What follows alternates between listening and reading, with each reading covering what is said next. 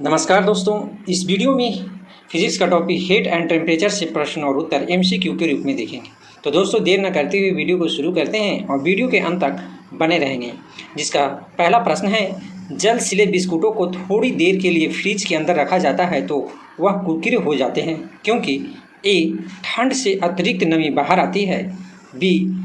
Fridge के अंदर आर्द्रता कम होती है इसलिए अतिरिक्त नमी अवशोषित हो जाती है, सी. फ्रिज के अंदर आर्द्रता अधिक होती है और इसलिए अतिरिक्त पानी अवशोषित हो जाती है, डी. फ्रिज के अंदर दबाव अधिक होता है जिससे अधिक नमी बाहर आने में मदद मिलती है। इसका सही उत्तर है बी. फ्रिज के अंदर आर्द्रता कम होती है इसलिए अतिरिक्त नमी अवशोषित हो जाती है। दूसरा प्रश्न है, शीतकाल में एक मोटी कमीज की अपेक्षा दो पतली कमीजें हमें अधिक गर्म क्यों रख सकती है? ए. दो पतली कमीजें अधिक मोटी हो जाती है अतः ऊष्मा के संचरण को रोकती है, बी. दो कमीजें के बीच वायु की परत सुचालक के रूप में काम करती है, सी. दो कमीजों के बीच वायु की परत रोधी के माध्यम के रूप में काम करती है, डी. ऊष्मा का विकिरण नहीं होता। इसका सही उत्तर है सी.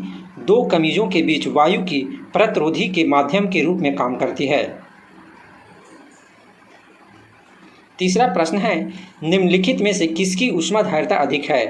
ए. लोहे का टुकड़ा, बी. जल, सी. स्वर्ण का टुकड़ा, डी. बेंजीन। इसका सही उत्तर है बी. जल। चौथा प्रश्न है, यदि किसी स्थान के तापमान में सहस्र वृद्धि होती है तो अपेक्षित आर्द्रता ए. बढ़ती है, बी. घटती है, सी. स्थिर रहती है, डी. घटती बढ़ती रहती है। इसका सही उत्तर है बी. घटती है। पांचवा प्रश्न है, सेल्सियस में माप का कौन सा तापक्रम 300 केल्विन के बराबर है? A. 30 degree Celsius, B. 27 degree Celsius, C. 300 degree Celsius, D. इनमें से कोई नहीं। इसका सही उत्तर है बी. 27 degree Celsius.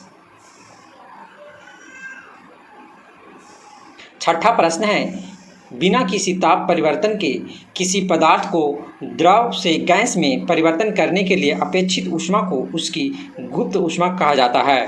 ए. वाष्पन, बी. ऊर्ध्वपातन, सी. संघनन, डी. वाष्पीकरण। इसका सही उत्तर है ए.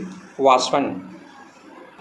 सातवां प्रश्न है, ब्लैक बॉडी किसकी विकिरण को अवशोषित कर सकती है? ए. केवल उच्च तरंगदैर्घ्य, बी. केवल मध्यवर्ती तरंगदैर्घ्य, सी. केवल उच्च तरंगदैर्घ्य, डी. सभी तरंगदैर्घ्य। इसका सही उत्तर है ए. केवल उच्च तरंगदैर्घ्य। आठवां प्रश्न है, शीत ऋतु के दिनों में हम मौसम किस प्रकार का होने पर ठंड महसूस करते हैं?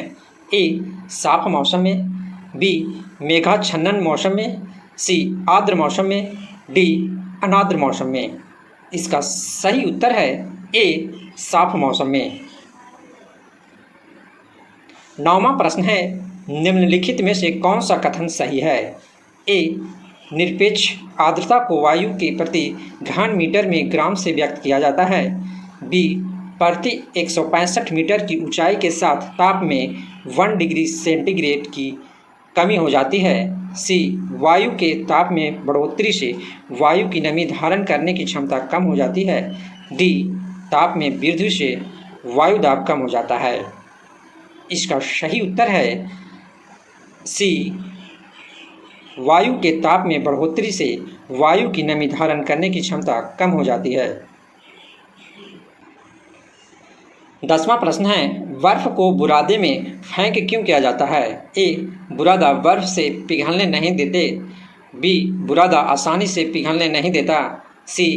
बुरादा ऊष्मा का कुचालक होता है, डी. बुरादा ऊष्मा का सुचालक होता है।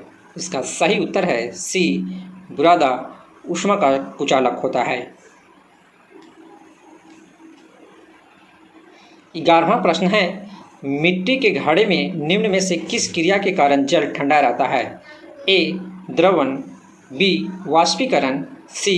ऊर्ध्वपातन, डी. उपयुक्त में से कोई नहीं। इसका सही उत्तर है बी. वाष्पीकरण। 12वां प्रश्न है, शीतलन की दर किस पर निर्भर करती है? ए, बॉडी और उसके आसपास की चीज़ों के बीच तापांतर में अंतर, बी, विकिरणकारी सतह का क्षेत्रफल, सी, विकिरणकारी सतह की प्रकृति, डी, उपयुक्त सभी। इसका सही उत्तर है ए, बॉडी और उसके आसपास की चीज़ों के बीच तापमान में अंतर। 13वां प्रश्न है, गैसों के दो विशिष्ट ताप इसके द्वारा संबंधित है। इसका सही उत्तर है ए। 14वां प्रश्न है, पसीना शरीर को ठंडा रखता है क्योंकि ए, त्वचा पर पानी की मौजूदगी शीतलता देती है, बी, वाष्पीकरण के लिए गुप्त ऊष्मा की आवश्यकता होती है, सी, पानी की विशिष्ट ऊष्मा होती है, डी, पानी ऊष्मा का हीन चालक है। इसका सही उत्तर है बी, वाष्पीकरण के लिए गुप्त ऊष्मा की आवश्यकता होती है। तो दोस्तों, इस टॉपिक्स में हीट एंड टेम्परेचर से संबंधित प्रश्न और उत्तर MCQ के रूप में देखें। तो मिलते हैं नेक्स्ट वीडियो में। जय हिंद, जय भारत।